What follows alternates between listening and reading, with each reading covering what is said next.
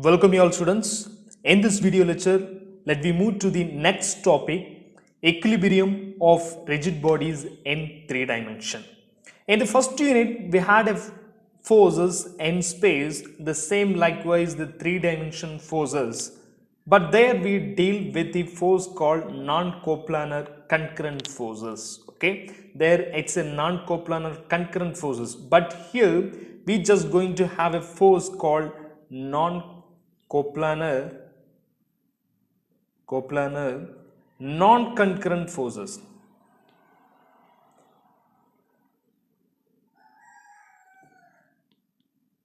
Right, so this is the force we just going to have it in this title, right? Fine. So for example, in order to get a better way of understanding, I just going to have a picture. So here I just going to draw it. So for that, the wall like arrangement I just going to draw, and then there is a beam like arrangement or rod, okay, something like this. Okay, so and this rod is being tied by the rope in order to make it position on the space, something like this. Okay, so I just going to take this point as O, this point as O, and this is A, and this is B, and this is C, and this is D, something like this. Okay, so this is the arrangement of our diagram. Okay, so always remember, when we are having the three-dimension forces, okay, so always we used to do the approach called vector approach.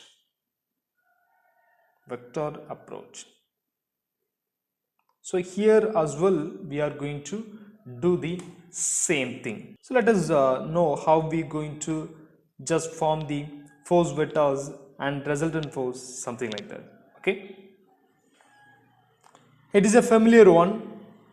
If I want to break down the forces in this system, I can say this is the AC and BD, which is with a rope, so that there will be a force acting something like this. Okay, and I can take this force as FAC, and this force is FBD. Okay, two forces, FAC and FAD forces. So here, to find the force vector FAC,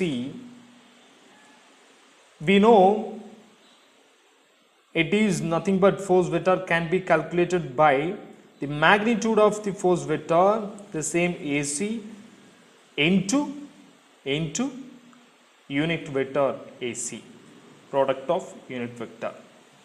Okay, so it's a familiar work for us, FA magnitude, FAC, and how will you calculate or how will you simplify the unit vector? Unit vector in the sense position vector divided by magnitude of position vector, right? Magnitude of position vector. So that will be becoming FAC into, for example, I just want to tell about the coordinate arrangements here for the point A, C, D, B, and go in the system. So actually A, it's the first one, so I just going to take the assumption it is in the space x1, y1 and z1, right? So and for the B, I going to take it is in x2, y2 and z2, and for the C point, I just going to take x3, y3 and z3.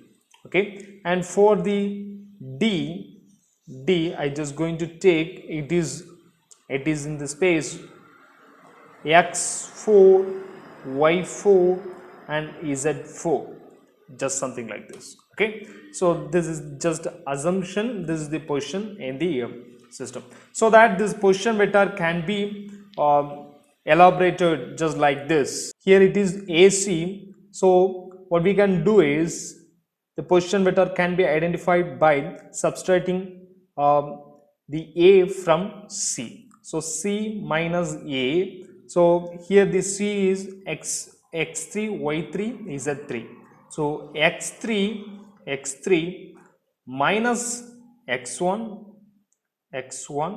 okay, plus y3 minus y1,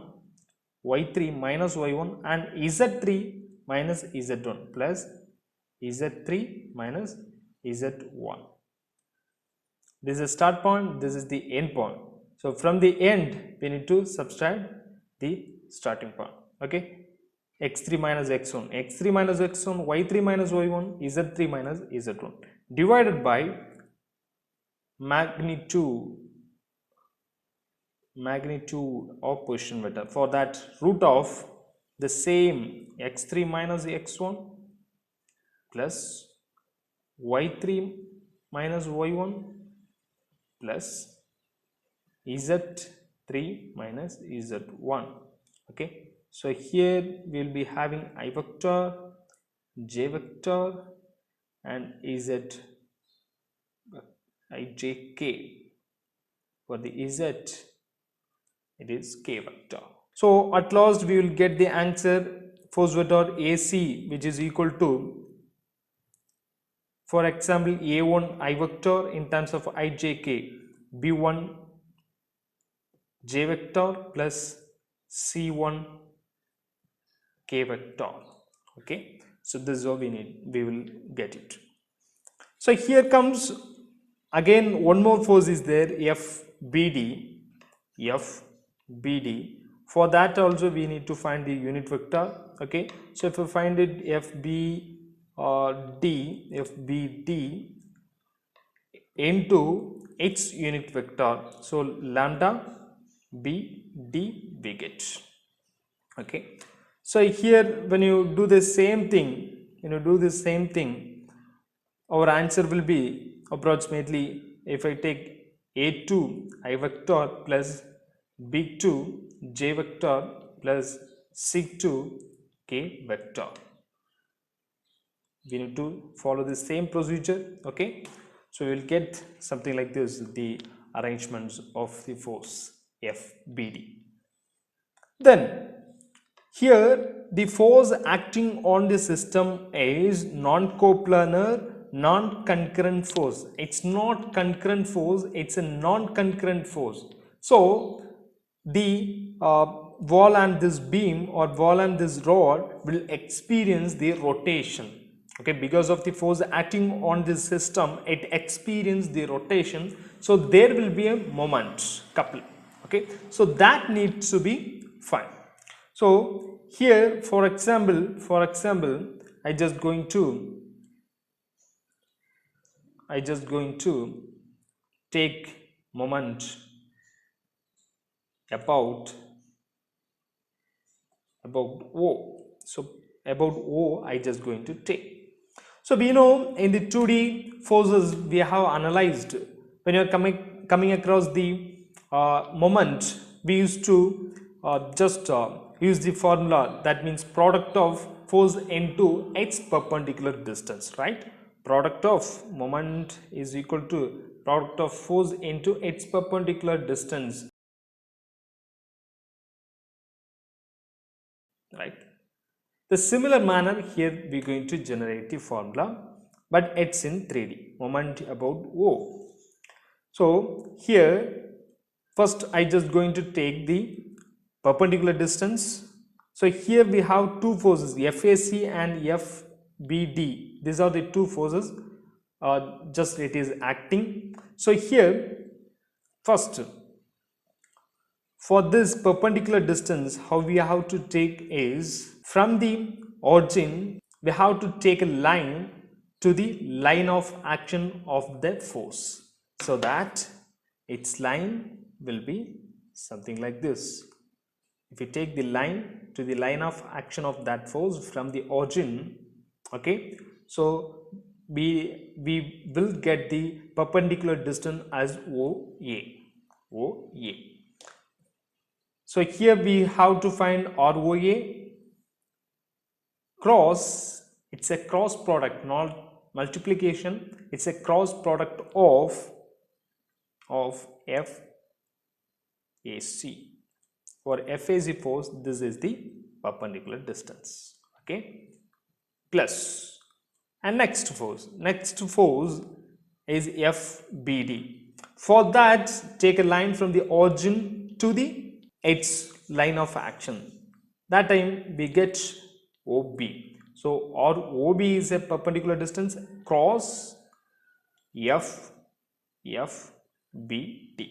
which is the force, right? What this ROA, we know it's a perpendicular distance, but in the 3D, how we need to calculate it?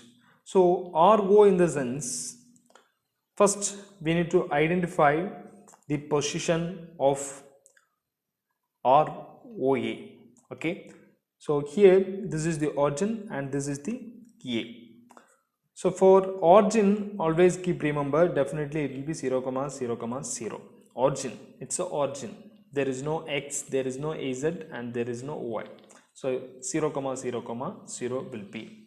Okay. So here O to A, that is the thing. Distance from O to A. So from A to O, we need to subtract it. A to O. Destination, from the destination, we have to subtract the starting. Okay, similar way what we have done here. Okay, that time we get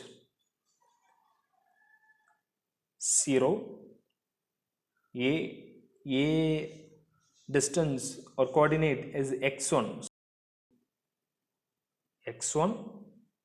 minus O is 0, which is for the first I, and plus A, y times y1 minus, here it is 0, which is J, plus Z1 minus 0, which is K vector. Okay, so that here the answer will be x1 I vector plus y1 j vector plus z1 k vector, right? So this is the ROA. Okay, similarly, if you find it for the ROB, the same pattern, ROB, from B we need to subtract the O. So that time, see, O is 0 and B is x2, y1 is z2, right? Position. So here we get x2 I vector plus y2 j vector plus z2 k vector. Okay, this is how we will getting the answer for the ROB. So the same thing, now we just going to do the cross product. Here comes the moment about O, sum of moment about O will be ROA, which answer is x1, y1, z1. It's a coefficient of I, j, k. Okay, so here in the cross product, what you have to do is take I, j, and k. Okay, this is a familiar work in the mathematical we have studied. So take the modulus. We are expanding the cross product. So I, j, k. Take the modulus, and first it is ROA. ROA is j1 x1 I vector plus y1 j vector plus z1 k vector. Take all the coefficient. I vector coefficient is x1, j vector coefficient is y1, k vector coefficient is z1.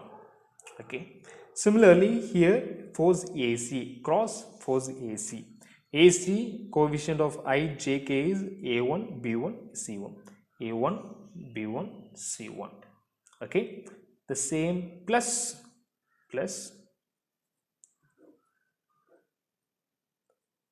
what is next? ROB cross FBD. So here if I take I, j, k, the expansion, sorry, this arrangement will be, Here x2, y2, z2 is the coefficient of ijk, x2, y2, z2, and force FBD, here it is a2, b2, and c2 is the coefficient of ijk. So this is how we need to take the moment. If you simplify it, we will get again the answer in terms of mx I vector plus my j vector plus mz k vector.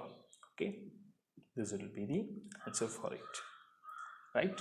So if you want to find the fx, number of force in the system, fx, so if you add all the terms of I vector in the forces, okay, a1 plus a2, if have another force a3 will be there. If you add it, you will get fx. Fy, if you add it, the j coefficient b1 plus b2. If you want to get fz, force in z direction, if you add theta, that means k coefficient, you will get it c1 c2. Okay, this is how we have to do it.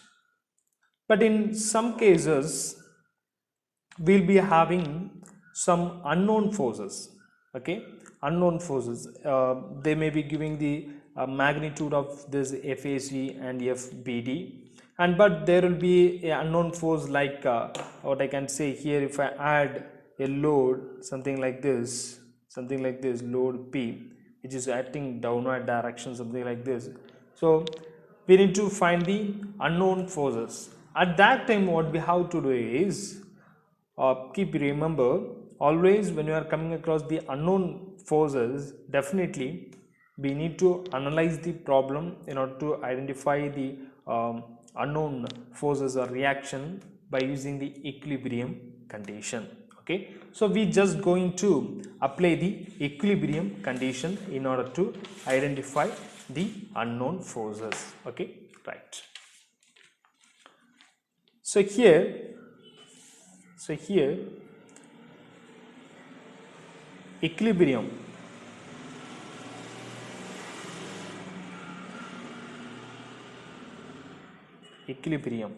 okay, so equilibrium of rigid body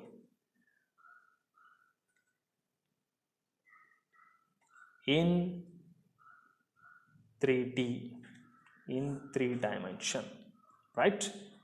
So equilibrium of rigid body in 3 dimension, I can say if any body needs to be in equilibrium, or rigid bodies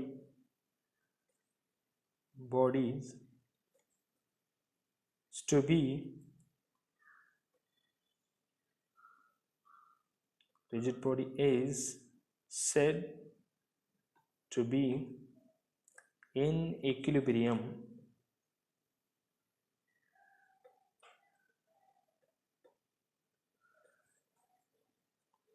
then it should not translate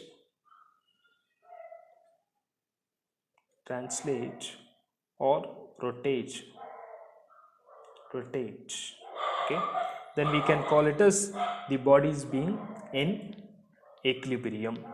So always keep remember, definitely if you are having the support beam, then the arrangement will be in equilibrium. Okay, rigid body is said to be in equilibrium, then it should not have translation or rotation.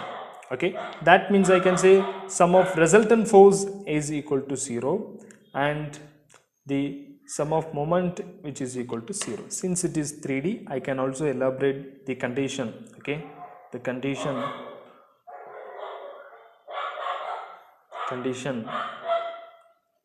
as sum of force in the x direction which is equal to 0, sum of force in the y direction which is equal to 0, sum of force in the z direction which is equal to 0. Similarly, moment, if I take it, sum of moment in the x direction, which is equal to 0, sum of moment in the y direction, which is equal to 0, sum of moment in the z direction, which is equal to 0. Okay, so this is how we need to get the condition when we are going through the equilibrium conditions. Okay, fine. So I hope you understood how to work when you are having such kind of forces, non-coplanar, not concurrent force in 3 dimension.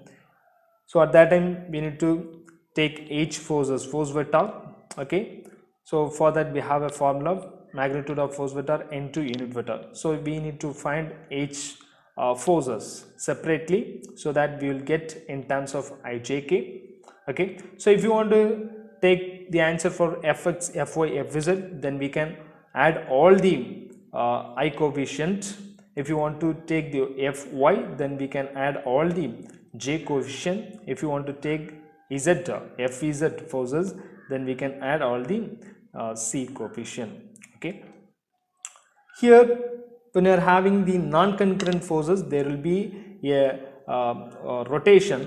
Okay, so we will be applying the moment formula, which is equal to what, the perpendicular distance into force, the perpendicular distance cross product of its force. So such a way, if you go through for all the forces in the system, we shall get the moment in terms of mxij plus myj plus mez k vector. Okay, so sometimes we may come across the unknowns in the system. At that time we can apply the equilibrium condition. Okay, so here the equilibrium condition is sum of resultant force is equal to 0 and moment is equal to 0. Fx, fy, fz is equal to 0. Moment about x, y, z, which is equal to 0. If you apply in such a way, then we can identify the unknown forces in the system. I hope you understood. Thank you so much.